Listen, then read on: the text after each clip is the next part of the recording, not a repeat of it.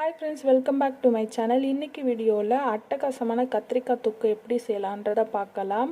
அதுக்கு நான் 1/4 கிலோ உஜாலா கத்திரிக்காயை இது போல் நீள் வாக்கில் மெலிசாக கட் பண்ணி எடுத்திருக்கேன். 4 டேபிள் ஸ்பூன் எண்ணெய் விட்டு நல்லா காஞ்சதுக்கப்புறம் இந்த கத்திரிக்காயை அது கூட சேர்த்து நல்லா மிக்ஸ் பண்ணி விட்டுக்கலாம். லோ ஃப்ளேமில் ஒரு லிட் போட்டு க்ளோஸ் பண்ணி வச்சுட்டிங்கன்னா இது போல் நல்லா ப்ரௌன் கலரில் கிறிஸ்பியாகி வரும்.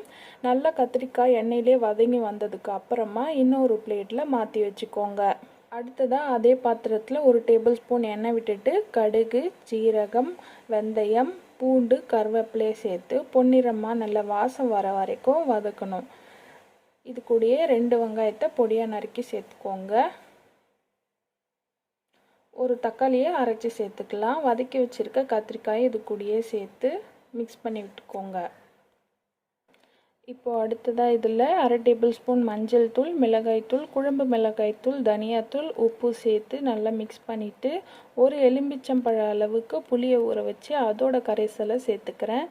கூடவே உங்களுக்கு தேவையான அளவுக்கு தண்ணியும் சேர்த்து ஒரு லிட் போட்டு மீடியம் ஃப்ளேமில் வச்சிங்கன்னா ஒரு 10 மினிட்ஸில் தொக்கு சூப்பராக ரெடி ஆகிடும்.